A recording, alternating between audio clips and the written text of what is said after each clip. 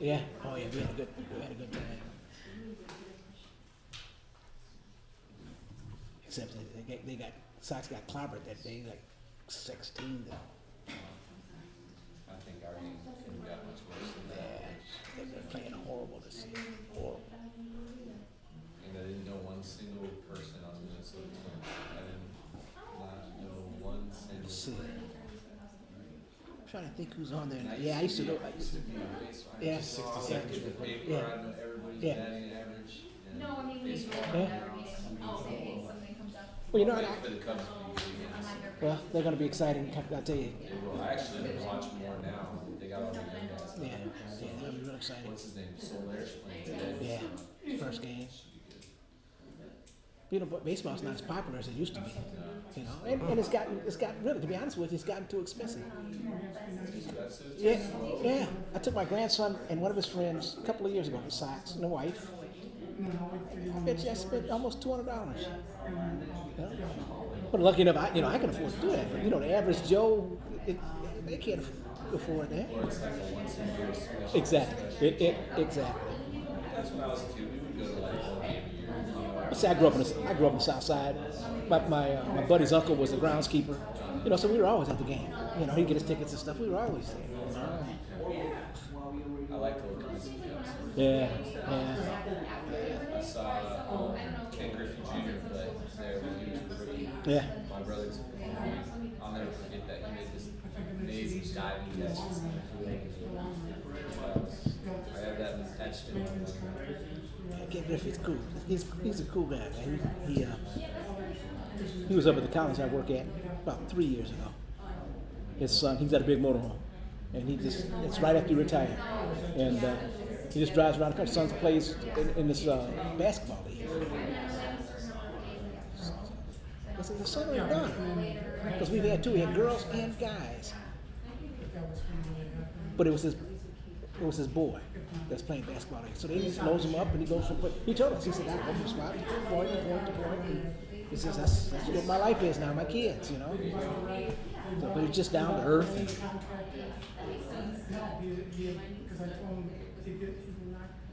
I know, it wasn't like that. There was no real hot weather. It seemed like, the pool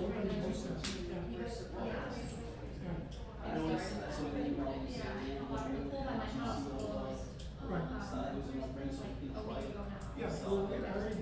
ago now. Yeah, Henry, we're waiting for reached out to Aurora good. Pool and they're closed. Seemed, yeah. When is the review supposed to be done? It didn't seem like they were open. Right, they haven't come back September. Oh, I see. September. I didn't understand it was that urgent. We used the old one for that year, kind of get the new one. I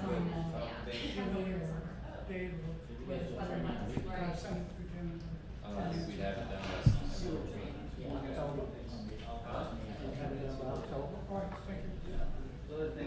Yeah. Pretty good way. Yeah, hopefully this, I mean, we're waiting on this girl to get back, she's gonna send us an example of something we wanted. You know, when I send an email, I would like for people to reply back to me. Yeah, that's just courtesy. Absolutely, I'm usually really good with that, so I apologize. I was actually waiting for her, so I had like something more to tell you, but I should just let you know anyway. Yeah, that was the, remember I told you, I think it was Friday or so, I said, did you write a message and I'll call you back? And I met with you and Toby, remember?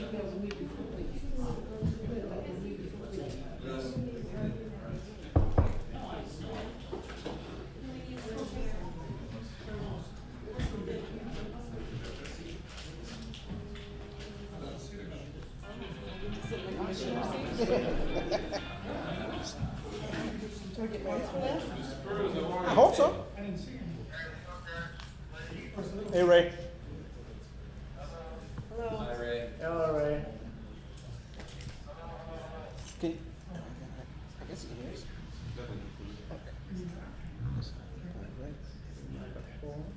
Okay.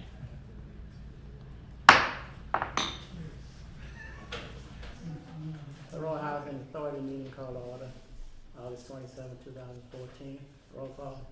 Henry Champion, Present. Bill Powell, Present. Matty Koval, Commissioner Cole won't be attending today. We will make sure she gets all the information from the meeting. Scott Morris, I haven't spoken to Commissioner Moore, so I believe he'll be here today. Dave Richard, Here. Ray Cruz,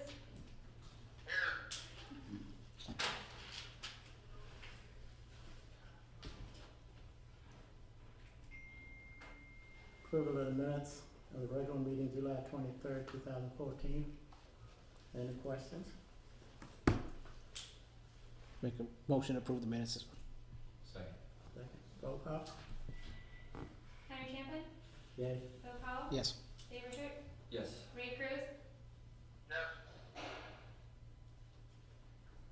Been approved, that motion be adopted. Any public comments? Review of financial reports, Mr. Bill, Mr. Gregory. So the Housing Authority for the month of July has a roughly $40,000 net profit.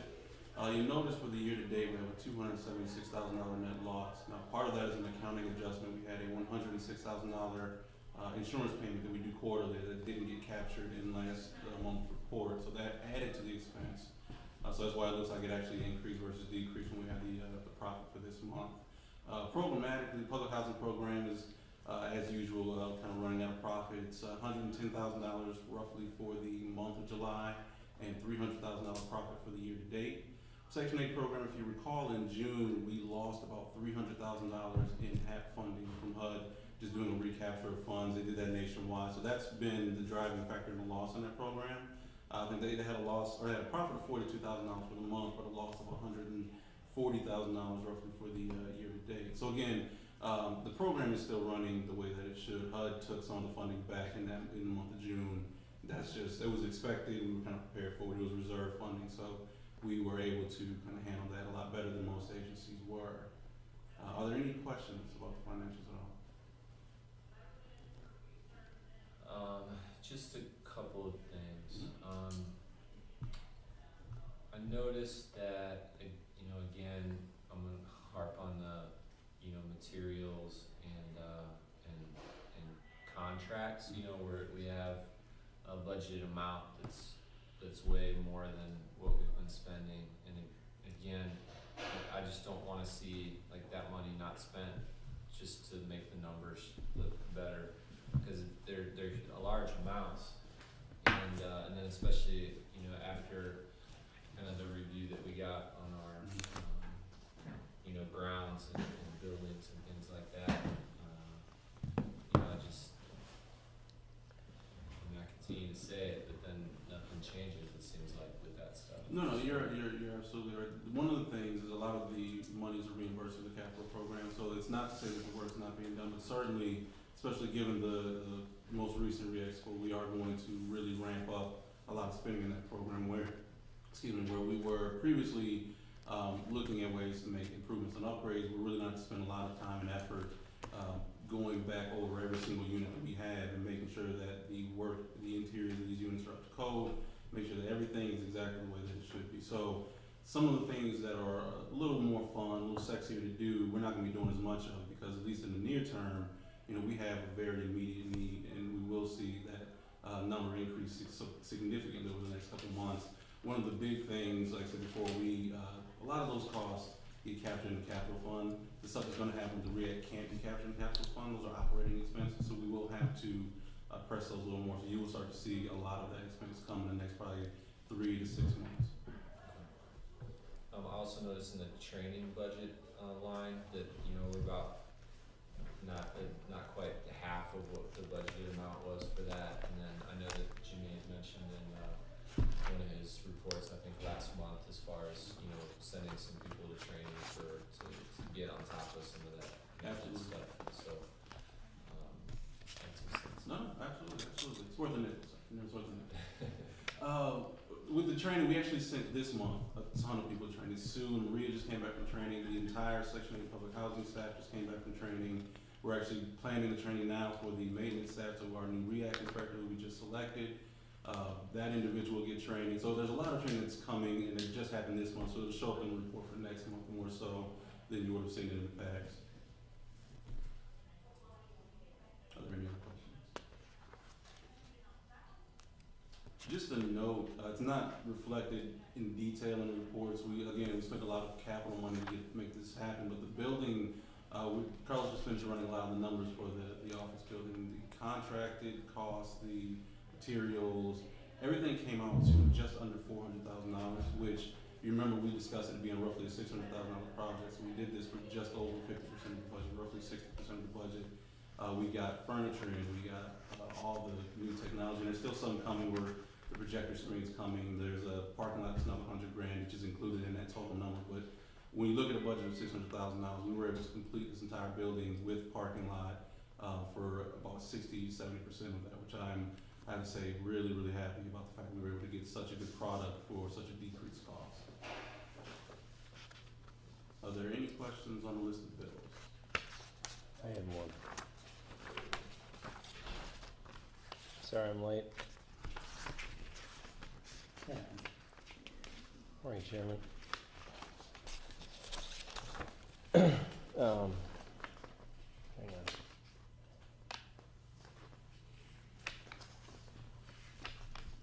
There was a large item, and let me just find it.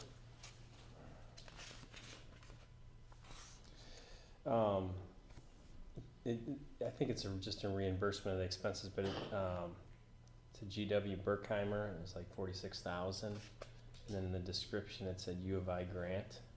So what we do every year, we go out to the U of I. We have an energy efficiency grant that we apply for and get we've gotten every year for the last 6 or 7 years now. It requires that we upfront spend a lot of money in order to get reimbursed for that money. So what we've done this year, we purchased and replaced a lot of the light fixtures in all of our buildings, LED light fixtures, new appliances, furnaces, and I believe tankless water heaters for our units. We have to pay for those up front, and then later on we will get a check from U of I after they come out and inspect our units, make sure that we did put in what we said we put in. So most of that money we'll get back. I think the number this year is I think it's around $36,000 we'll get back. So it's a good chunk. Okay. Any other questions? Moving right along, on the staff reports. So as we've kind of talked, we kind of got on to the whole thing about the office, and we're really focusing on it for a while. It's kind of overshadowed a lot of the other work that was still going on in the background a little bit. So we talk about our tiered unit upgrades. At this point, we have 13 units in total that are either completed or in progress. So that puts us pretty much right on track. I think we're maybe a unit or two behind, but we're pretty much right on track as far as where we should be as far as our units are concerned. We have an additional 3 that we think we're going to do. 1 more at Eastwood, 3 at Indian Trail, 3 new ones in Maple Terrace. So there's, we're spreading the upgrades around in multiple tiers, and not all tier 3, they're tier 2s and 3s. So we're still kind of moving along with that kind of as planned. We actually have a new scattered site home over on Robin Hood that I have to admit, when we finish with it, I'm going to try and sell my house. I'll have to call it, because I want to move in this house when we be done. It's a gorgeous bi-level house. When we finish, I think it'll probably be the premier property. It's a really nice property. I think we're going to make it really nice when we're done. As we sent out the board report, and one of the attachments that you guys received was the perfect score for the 2nd year in a row that our Section 8 department has gotten on their HUD scoring. So thanks hugely to Sue and her staff. I mean, I take no credit for that at all. She's wonderful at getting that and keeping that department running and making things work even when we don't have all the tools that we need around here. But for the 2nd year in a row, we are at 100 out of 100, a perfect score. And so much kudos to our Section 8 team for getting that done. The only other thing that we really had that we're working on is our customer service. And I know that's a big thing that we've talked about as a board for this agency, is making sure that we're doing what we need to do as far as the appropriate customer service. We're a housing authority, and we sometimes get in that mindset that we're just a housing authority. When in reality, we have customers, they pay rent. They should have the same level of customer service as anybody else who pays rent or pays their mortgage should. Our HR consultant is developing a customer service training that's going to be mandatory for all staff. We're going to develop benchmarks as far as returning calls, as far as to a certain degree attire, behavior, but everything's going to be benchmarked and everybody's gonna be held accountable after this training's rolled out. We're expecting to do the training in the fall. It was gonna be a smaller thing, but it's gonna be actually a big rollout, a big training, a big handbook, hopefully. But all of these things are designed to make us a more customer friendly and a customer first housing authority. I think that's, it does us no good to make all the changes, to build this nice office and to upgrade everything else in the world and still have really bad customer service. So that's something that we've I don't want to say struggle with, but at times it's been more challenging for us. So it's something that we want to put a lot of energy into making better going forward. Are there any other questions for me? You know that deficit you were talking about, that loss, Mhm. does that really worry you? The $276,000? No, I thought I saw something for like $100,000 and some. In the Section 8 program, there's $139,000. Yeah. At this point in the year, still, our fiscal year starts in August, so we're really only about 4 or 5 months into that fiscal year. It really doesn't concern me yet. We will continue, doing the profits. We hope to continue having profits of $40,000, $50,000. About 6 months, we should be at break even, which puts us at a year end of about $80,000 to $100,000 of profit. It's a little less than we were the last 2 years, but that's mainly because we built an office that cost $400,000, and that was part of the reason that this isn't really all profits at this point. So at this point, it really wouldn't concern me. It would concern me a little more if we're staring at a $200,000 net loss in November, December. Then I would have to really assess, where how we're continuing to spend money and what we're going to be going forward with. I will say the agency in reserves has over $1 million. So even with the office build out, even with the HUD cutbacks, we're in a good financial position. I just wouldn't want to see that $200,000 loss continue on throughout the year. So right now, I would say no, it doesn't really worry me that much. Okay. Okay. No? Maria? At the top of your report there, you'll see the waiting list numbers. Between the actual waiting list and those waiting on already to house, so we have just under 1,000 people waiting to be served. You'll see the amount of notices that were served as well as those that were referred over to our attorneys. We did have a total of 2 evictions last month. We also have the Section 8 waiting list information for you. So that's roughly 250. We did actually purge our waiting list this past month. The deadline to respond was August 15th to respond. Those applicants that do not respond, the occupancy department is actually working now to remove those and send out denial letters to those people. Just a rough estimate, we're probably looking at the end of the purge and removing everyone, maybe only having 160 families left on that waiting list. At the bottom there, you will see activities going on at the different sites between the property managers and a RUS program. There's different items like heat sign-ups. There's the computer lab over at Maple Terrace did open up, is up and running with the help of community service.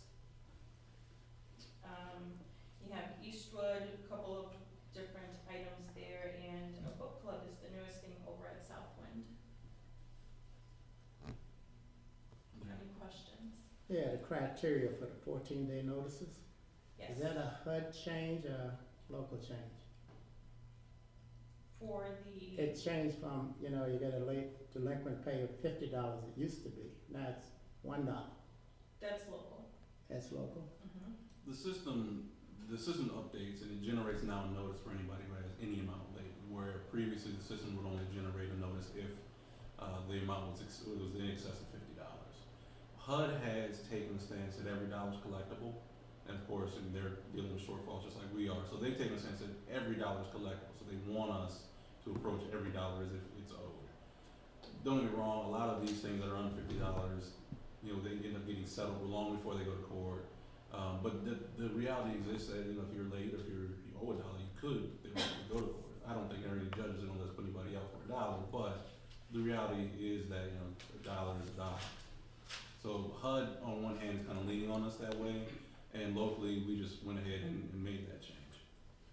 Okay. If I could add to that as well, the reason we decided to change that was sometimes at some of our sites, depending on the income, you will actually have, rent payments that are under $50. So it may take more than a month or 2 months even to get to the $50. So by the time you actually get a notice, the tenant may be behind 2-3 months, and of course, they say they weren't aware of it or whatever their situation may be. So just to keep consistency going straight across the board, anyone that's over $1 delinquent, they will receive a notice. Okay, thank you. Are there any other questions from the board? Sue?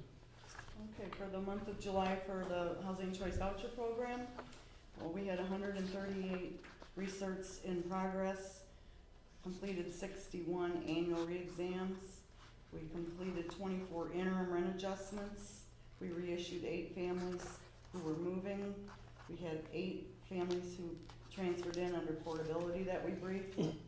We transferred 2 families out to other housing authorities.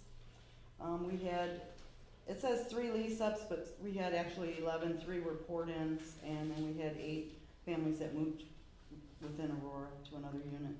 We had 11 initial inspections, 57 annual inspections, 25 re-inspections, 8 terminations, 2 were voluntary, 3 were family obligation violations, and 3 were families that transferred out and were absorbed.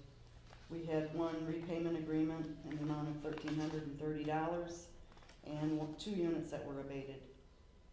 And they were abated for 7 days. Right now we have about 805 vouchers leased. Any questions?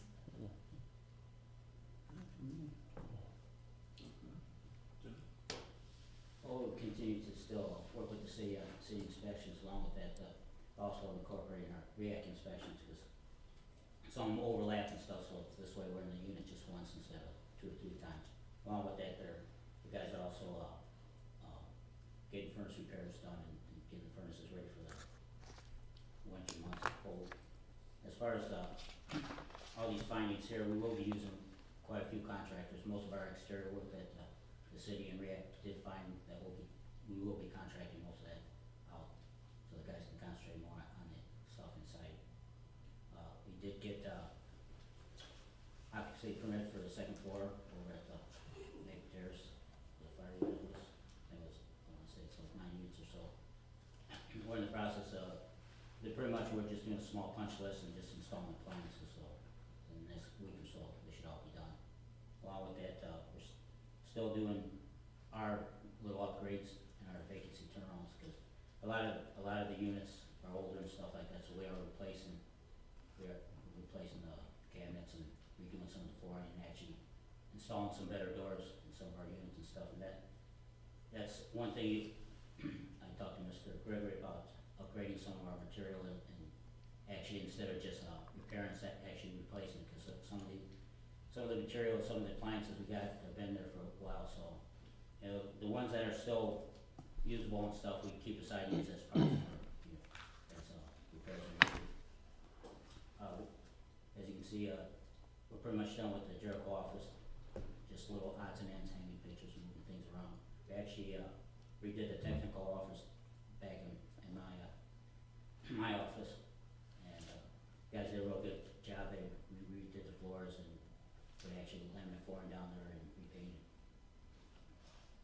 I did meet with tenant council at Centennial House about some of the concerns. It was mainly the heat, security, and some of the lighting.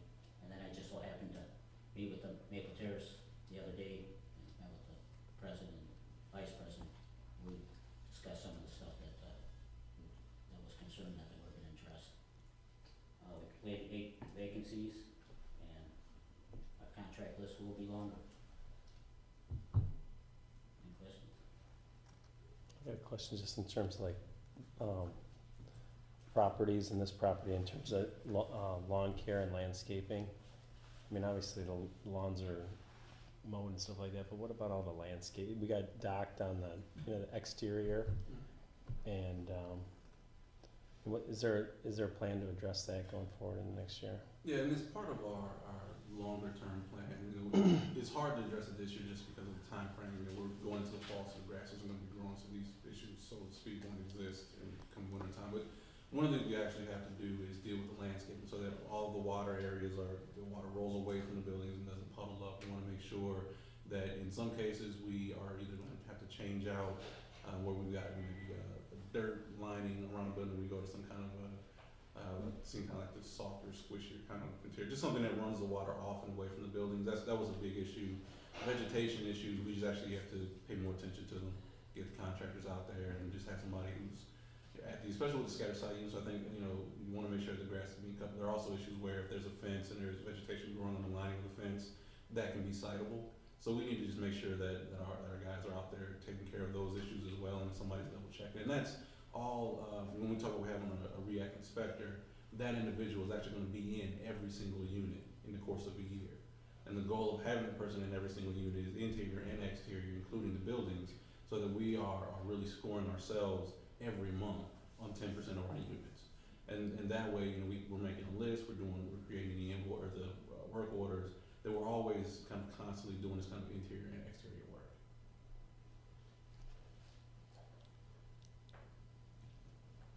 Any other questions for Jimmy? If I may, I just want to add two things real quick. I know we have some resolutions here. I just want to add two things. One, as you all, I think, were here at the last board meeting, we had a presentation by our interns. So our internship program kind of came to its end about 2 weeks ago. Commissioner Richard was here, a couple other individuals, Rick Guzman came and kind of gave us kind of a final discussion with our interns. So we just wanted to make sure that if there were any other programs, Dr. Holloway was kind enough to come and sit with us today. You guys had any other questions about the program? I believe, I thought it was a very successful program. I think we have some really, really awesome interns. I think we, really do intend on doing this again next year, and then having a little more, taking the experience and adding a little more structure to the program, a little more depth to the program. But I think ultimately for first year, it was an amazing program. I'd like to thank Dr. Holloway, but also give you guys an opportunity to discuss or ask any questions that you wanted to ask about the program. No, I was just gonna second that, because I think anytime you give the young people a chance, it's great for them, but I think it also is good for the organization, because you gotta kind of sharpen up and tune up and plan and figure out how we're gonna, and I think it's ultimately it ends up being a win-win. It's a lot of work, and It was it's a lot of surprising how much work it was. yeah, it is. It's a lot of work, but and it's good. It's good because whether those people go into this work or not, it helps, educate and give them real life experiences, but it also paints the Aurora Housing Authority in a positive way, for all those kids. So. I guess I had a question. I know at when I came and it was kind of the wrap up, it was a lot of us talking to them. Were there any takeaways, like just having like young eyes, different eyes on us? Like, did we learn anything from them as far as that goes? And just wondering about staff and things like that. Well, I'll let Marie and Sue and Jim kind of answer for themselves, but I know just from having kind of discussions offhand some of the projects that the interns worked on, just from my point of view, we got an opportunity to really look at the way we approach certain things. Some of the plannings that we had, we talked about upgrading units and doing this whole thing over there in the trail. So two of the interns, Sheldon and Logan, actually, they made that their project, and they got involved. They spoke to residents. They did kind of surveys. Some of the information that came back kind of reminded us that we didn't. Sometimes our plans aren't great and they're big, but there are plans. And what they brought back was information that was really from the residents' point of view, and it was more what needed to be done versus what we thought we wanted to do. We want to make it pretty, but there are practical applications that need to happen on that site long before we go try and pretty it up. So I think, one of the things that I gathered was that you kind of forget once you get in, at least for me, I did get into the work world and you work every day, you don't research anymore. And with the students, that's all they do all the time. So all four of the students did a lot of research, and they brought back this academic point of view for what we are trying to do in furthering the agency. And that was great to really have people who really do research, and they focus on research every day anyway, to really do some background research on where we were, information we found. I didn't realize that the bike path, I don't know what it's called, the prairie path, it actually, I knew it ran close to each other. Actually, it's right next door to our property, and we're talking about renaming that property, and yet one of the things the intern brought up was maybe we should tie that in so that people are aware that the bike path is there, that the property is right next to it, encourage that network to happen, because that gets you right to the transportation center, gets you right to downtown. All of those I thought were really great takeaways from having the interns kind of eyes on what we were planning on doing. One thing I got from one of the interns was Indian Trail. I pass by there often, but he pointed out some areas that I didn't realize how bad they were, and I think we should look at that. And like it was said by someone, you know, we have a different set of eyes to look at it, because we're on a different level, and they're looking kind of lower, so.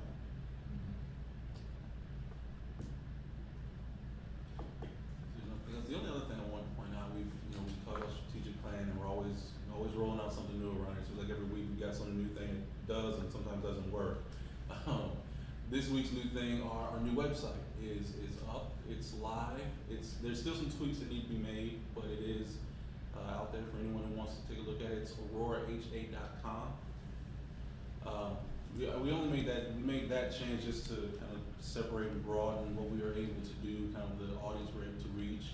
So you'll notice that some of the things don't work quite the way they should yet. We're still working that out.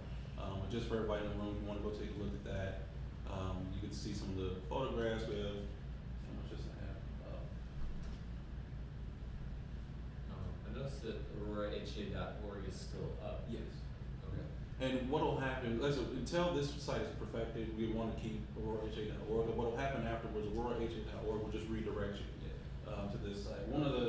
So we got some updates on this site. So now you have, as much as I don't know how I feel about this, you have photograph, you have your executive staff files here. One of the nicer changes, you have the properties, photographs of the properties. We're gonna have the Google Maps links on there, so you'll be able to just kind of click and link to where the properties are, get directions. Our upgraded properties have their own page now, so they're kind of separated away. We have the Signature Series housing. So really it's just a more modern website, kind of a fresh look on our website. What we are going to be adding is a online application page for both our public housing and Section 8. They're finishing up the pages for that. We're going to have all of our updates, our current information, our Twitter and Facebook pages will link right here. One of the better pieces, one of the things I'm happiest about on this page is this communications area where residents can actually send in a maintenance request now online. And there's a perfectly active and accessible mobile page, so you don't have to have a computer. You can do this from your cell phone. You can go right in, type in your maintenance request, it'll show up right on the front desk, and Laura can get it out to our maintenance guys and get it worked on without ever having to call in if you don't want to. So those were the kind of bigger changes we're happy to see. I just wanted to let everybody have an opportunity to kind of take a brief look at that. I noticed there's you don't have to get into detail, but there's a landlord login. Yes. So what do they get access to? And has So- that always been there? Their The portal's always been, yeah. Okay. It's basically how they can see what families they have, that we show, when their payments are coming in, that kind of thing. But even that, that's something, it's hosted internally. We want to beef that up a little bit, so that, it's more useful for people. Again, a lot of these things, this website, at least as it goes live, it'll probably go live before the end of the month. We still will be beefing up things in the background, just trying to make it, as we learn more about it, make it more useful as more things become available. Hopefully, these meetings can have their own page and go live, so that the meetings are actually live on the website while they're happening. So we're just one step at a time trying to make it a little bit better. If there are no other questions, Mr. Chairman. Oh, one thing, the phone number up there, when you have it 411 with AHA, I'd like to have numbers with it too. We will get that, yes. Okay. We actually, the issue, we're having an issue porting the number from the old address to this address. Comcast is not being friendly this week, so we will get, that will be on there though. Okay. Resolution 1412, please, new business. So So resolution 1412, there are certain members of the board who are signature authorized for the housing authority's accounts, including myself. So that list, actually, Chairman Chan brought to my attention, that list included myself, Commissioner Coble, and Commissioner Runge. Commissioner Runge actually hasn't been a commissioner for a little while. So we needed to, one, make that change. So this is a document change so that we can send over to our bank and to HUD the new authorized signers. We want to replace Commissioner Runge with Vice Chairman Powell. And that way we can send it off to the bank to HUD so that these signatories are current and that we have active people there. I'll make a motion to approve 14-12. Second. Roll call. Henry Campen, Yeah. Bill Powell. Yes. Scott Ward. Yes. Dave Rickert. Yes. Ray Cruz. I hope the banks recognize my signature. Print it first. You're not on any bad list, are you? No, I shouldn't be.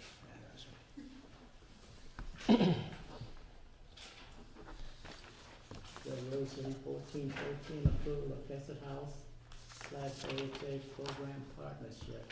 So recently, we've been meeting with the executive director and executive staff over at Fessett House. And one of the things was a program that apparently existed at the Housing Authority prior to my being here, and it kind of died between either our executive director changes or theirs, where their residents were given priority placement on our waiting list. So we had approximately 10 units over at Maple Terrace, where we set aside at that point in time, the old program, we set aside 10 units at Maple Terrace, where we took in supportive services, and they were basically specifically for Fessett House families or individuals.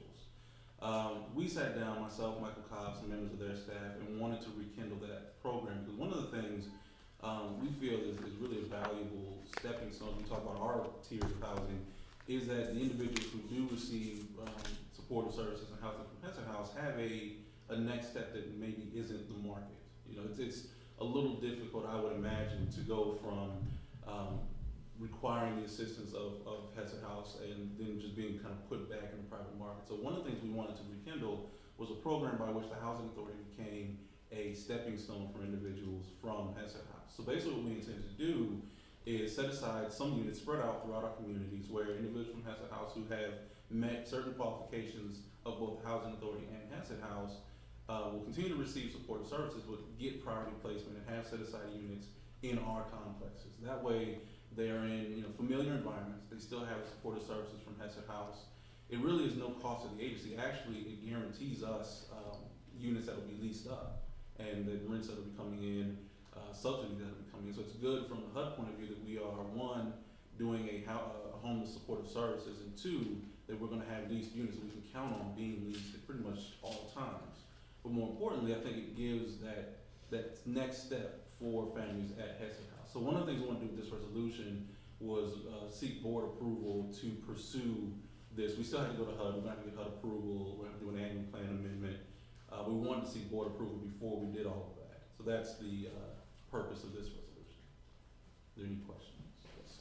So we determine then what individuals and what families from Fessett House qualify, or do they determine They will. with our criteria? What we're going to do is develop criteria. And to be honest, we haven't developed a full list of criteria, but one, they have to meet all of the criteria that Fessett has for their supportive services. I know Fessett has some pretty relatively strict requirements as far as recurring meetings, doing certain benchmarks in order to be considered for their supportive services. It's not just kind of the individuals that come and stay for a night or show up 2 or 3 nights at a time. It's people who really are putting in the effort to better themselves and better their families. So we will craft a true list of guidelines for this program, but so we won't outright say it's this family versus this family, but we will say these are the guidelines for the individuals that will be moving into these units. Is the expectation from Fessett House that these would be kind of transitional, like someone would come and stay there for 60 days, or would it be someone's No, it's in someone and- who's ready to move out of Fessett House and into a stable housing. Okay, all right. Now, would that take away from our waiting list, people on our waiting list? Well, it would set up a separate waiting list. So, for example, we actually have a difficult time, for example, with our studio units in Maple Terrace. We have a tough time sometimes leasing those. They're just not everybody's favorite unit, and understandably so. This would actually help our waiting list issue because those units sometimes stay vacant much longer than we really would like them to be. So in this situation, we could actually set aside studio units, which according to Michael Cobb at Hesse House is really ideal for the individuals they have that are making that transition. Okay. Roll call. Any questions? I mean, as far as the requirements and a little bit more details about that, are we gonna hear more about that in the future? Is this just saying, okay, move forward, and then you're gonna come back to us and say, okay, you know, these are the specifics about the program? Absolutely, yes. This is just basically getting the board's approval to move forward with pursuing a program of this nature. Did we, to your knowledge, the last program, was there any time limit on that program? Was it just an open-ended? To my knowledge, it was open-ended, but Open-ended. honestly don't have a lot of history on that Okay. program. Do we know why that was stopped? I think it just kind of fell by the wayside. At least from discussions we've had with their staff, it's just something we didn't really, it wasn't formal. It was kind of a handshake agreement. Right. So when executive directors changed on both parties, it just kind of fell by the wayside. I was unaware when I got here. Michael found out about it a couple weeks ago. So it's just one of those things I think between changes kind of fell by the wayside. And this is just a general question I have about like resolutions like this. So when we approve this, going forward, like you don't have to come back and tell us like the details about the plan and things like that, right? I mean, we're giving you full go to just move forward with the program. When I ask like, well, will we get more details when they're available? And you say yes, like that's just you saying, you know, yeah, I'll keep you updated. But we're giving you full go ahead on this. Well, don't get me wrong. That's certainly fine. I'm asking, is that true? Well, no. I always position these kinds of resolutions such that I have the approval to basically move forward with the pursuit of this program. Such that I would come back once we have we have a list of guidelines, we have a list of units that we're going to set aside, all of the real details. So I can come back and say this is the actual program we're going to pursue. Right now, I can't tell you what kind of program it's going to be. So I Right. wouldn't. Will there be another resolution in the future once we